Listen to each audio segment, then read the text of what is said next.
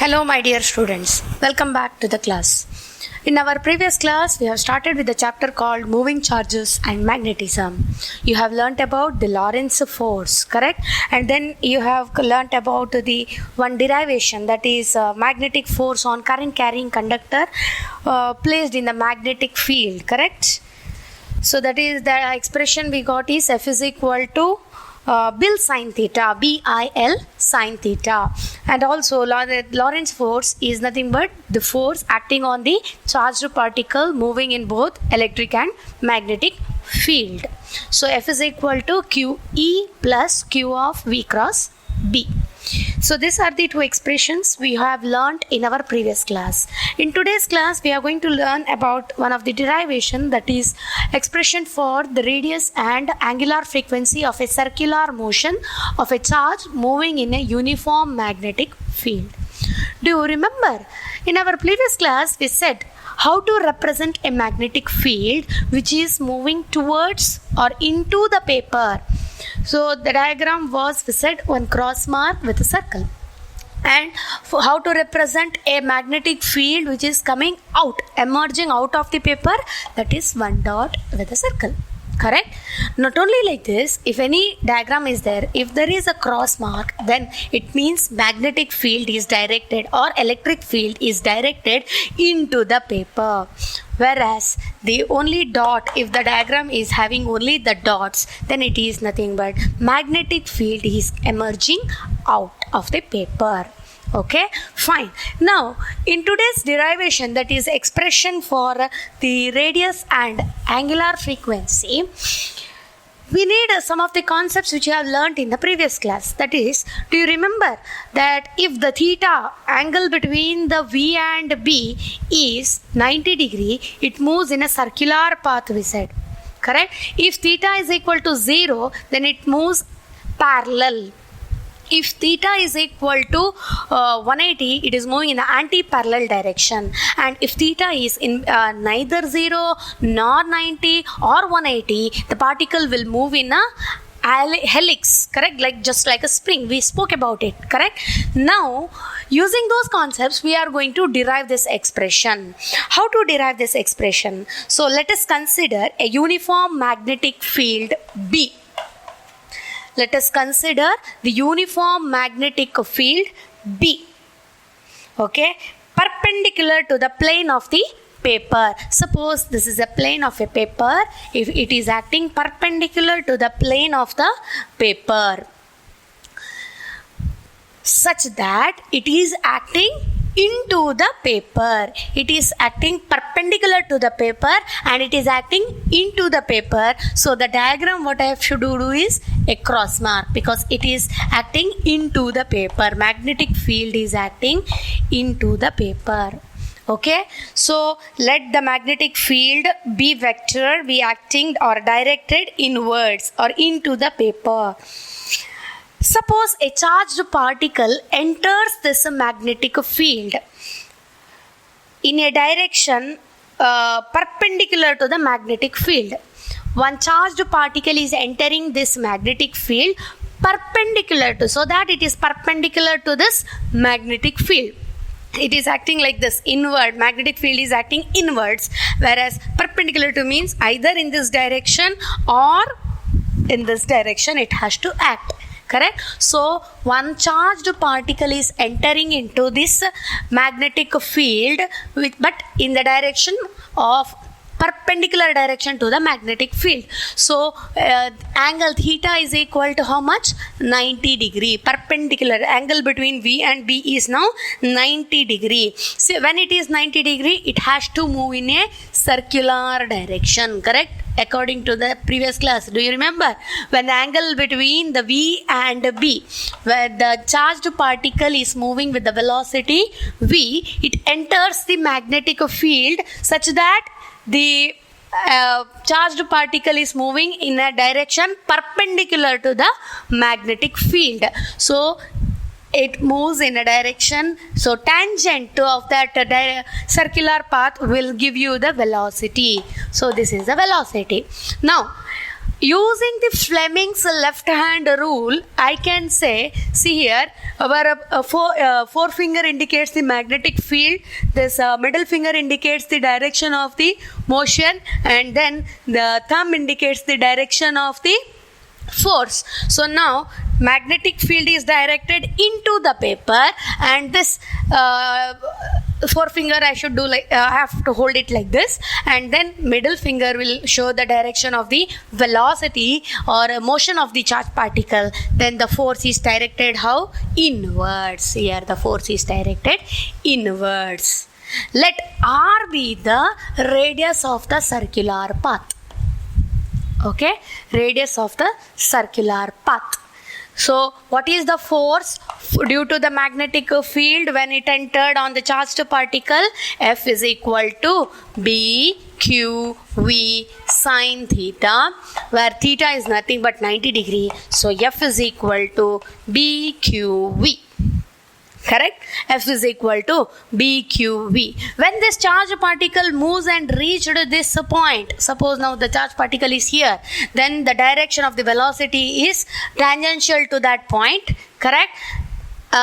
Do you remember? The magnetic field is directed inwards. This is the direction of the velocity. Then the force acting is this. If the charged body reaches here, then tangential to this one, correct? So therefore now use again the Fleming's rule. The magnetic field is like this, so this, correct? Like this you have to hold your left hand, then this will be the direction of the force acting on the body, correct? Inwards. So I will write here F so that you will find it easy to make out that it is force. This is a velocity V. Correct?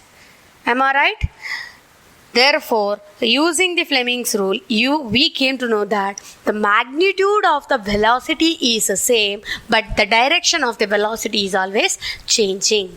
Okay, so F is equal to BQV, and it moves in a circular path. Correct? This Lorentz force itself is nothing but a centripetal force. So therefore what I can say is, see, this force which acts as this Lorentz force here is acting as the what? Centripetal force. Where the centripetal force is acting? Whenever the object moves in a circular path, the force acting on the body is centripetal force. So now the force acting on the body is moving in the circular path. So that force we call it as what? Lorentz force. That Lorentz force itself acts as the centripetal force. So therefore I can write F is equal to mv square by R. So from equation 1 and 2 I can write mv square by R is equal to, correct? mv square by R is equal to what I can write? BQV. We want the expression for the radius, correct? Where R is the radius, M means the mass. Then what I can do? R is equal to, what is the expression? R is equal to, rearrange it, we get mv square by BQV. V gets cancelled, therefore we get mv by BQ. mv by BQ. Therefore we get R is equal to mv by BQ. This is the radius of the circular motion path or circular path. So therefore I'll just write down R is equal to mv by BQ. One expression we got. What is the next concept we have to find out? We have to find out the angular frequency. So when we know the radius, the next concept which I want to speak about is the period of revolution. When it is revolving, the time period we can calculate. What is the time taken by the body to complete one revolution? Correct? See, we know that velocity is equal to distance by time. Correct? Velocity is equal to distance by time. So I can write the time period of revolution is equal to distance by velocity. correct? Time period of revolution is equal to distance by velocity. What is the distance? It is nothing but circumference of the circle. So I can write in the place of distance as 2 pi r divided by v. But what is r? R is equal to mv by bq. Therefore, I will write T is equal to 2 pi mv by bq divided by v. V gets cancelled. So, T is equal to 2 pi m by bq. This is the nothing but time period of revolution. Is there any relationship between the time period and the frequency? Yes, the relationship between the time period and the frequency is inverse of the time period is nothing but frequency, correct? Frequency is equal to inverse of time period. So what I can write, nu is equal to frequency of revolution. Once again, before deriving, coming to the point of frequency of revolution, I'll just recall whatever we have done so that I can erase this part, okay? What we are going to do, let us consider a charged particle. Let us consider a uniform magnetic field B acting into the paper, okay? Acting perpendicular to the paper, and it is inwards, okay? Let a charged particle enters the magnetic field such that it is perpendicular to the magnetic field. So theta is equal to 90 degree. According to the Lorentz force, F is equal to BQV sin theta. But theta is 90 degrees, so F is equal to BQV. By using the Fleming's left hand rule, we can say what is the direction of the force acting. Correct? This force acting, the magnitude of the velocity is the same, but the direction of the velocity will be changing every now and then. Correct? And the force acting on the charged particle here acts as a centripetal force. So therefore I can write F is equal to mv square by r. By equating equation number 1 and 2, we get mv square by r is equal to bqv. Therefore r is equal to mv. By rearranging, we get mv square by bqv. V gets cancelled, so it is equal to r is equal to mv by bq. We know that velocity is equal to distance by time. Therefore I can write time period of revolution to complete one revolution. Therefore I'll write time period of revolution. Time period of revolution is T is equal to distance by velocity. So distance is nothing but circumference of the circle. Therefore I'll write 2 pi r by v. Substitute the value of r what we got here. Then velocity will get cancelled. So time period is equal to 2 pi m by bq. The next concept here which I am moving for is, what about, is there any relation between the time period and the frequency? Yes, frequency is nothing but frequency of revolution is equal to inverse of the time period. So therefore I can write it as 1 by 2 pi m by bq.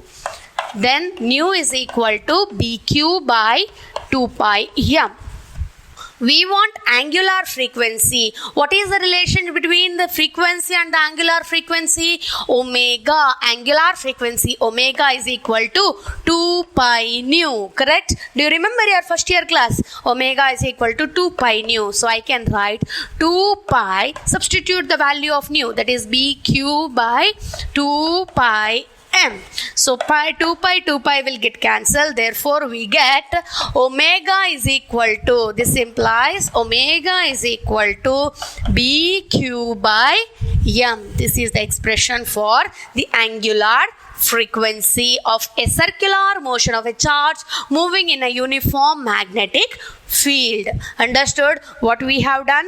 We have calculated the time period of revolution and we got the expression T is equal to 2 pi m by BQ. The relation between the frequency and the time period is one inverse. Frequency is nothing but inverse of time period. So nu is equal to 1 by 2 pi m by BQ, and therefore we can write nu is equal to BQ by 2 pi m, and omega is, we know that angular frequency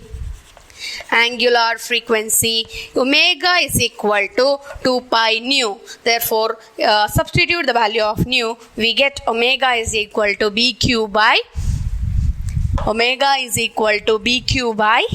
m.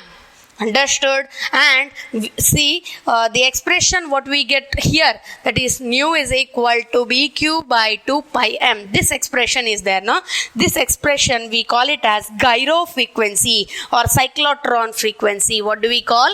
Gyro frequency. We call it as gyro frequency or cyclotron frequency. Anyhow you can call it as, okay? It is also called as this frequency expression, we can call it as gyro frequency or cyclotron frequency. So the frequency of revolution of the charged particle moving in a circular path, the frequency of the charged particle moving in a circular path in a magnetic field is called gyro frequency or cyclotron frequency. 1 mark question, okay? What do you mean, or define cyclotron frequency or gyro frequency or cyclotron frequency means what you have to write. It is the gyro frequency or cyclotron frequency is nothing but the frequency of what? Revolution of the charged particle moving in a circular path. Frequency of the revolution of a charged particle moving in a circular path in a uniform magnetic field is nothing but gyro frequency or cyclotron frequency. Understood? That is the question for 1 marks. So in today's class you have learnt one derivation, that is expression for the radius of and angular frequency of the circular motion of the charge moving in a uniform magnetic field, and also 1 mark question that is about the define gyro frequency or cyclotron frequency. Okay, the next concept which we are moving for is about the concept of the helix, the particle, how it moves, how it is moving in a helix. Okay, so we'll have one small discussion now. Let me erase this.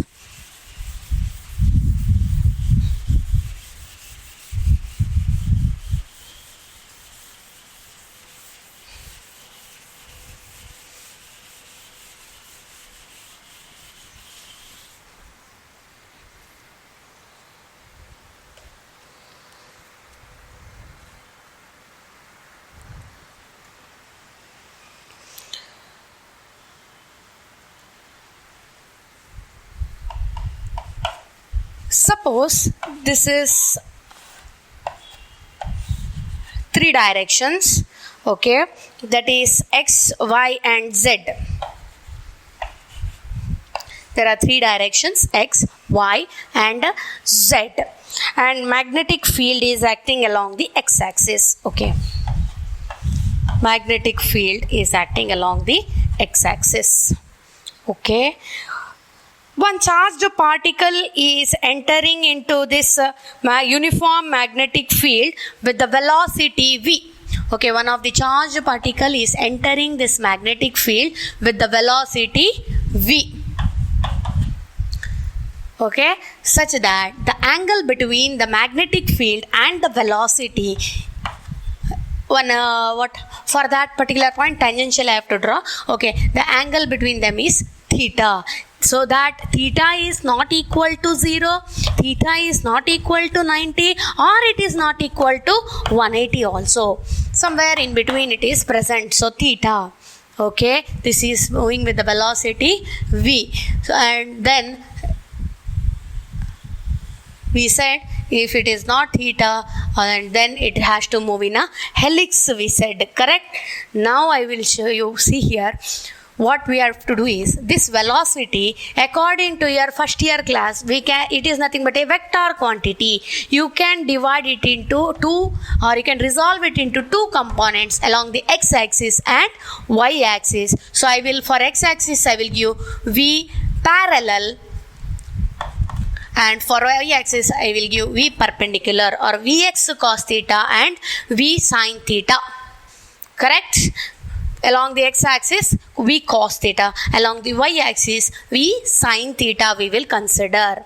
So what the next concept which we are going to explain here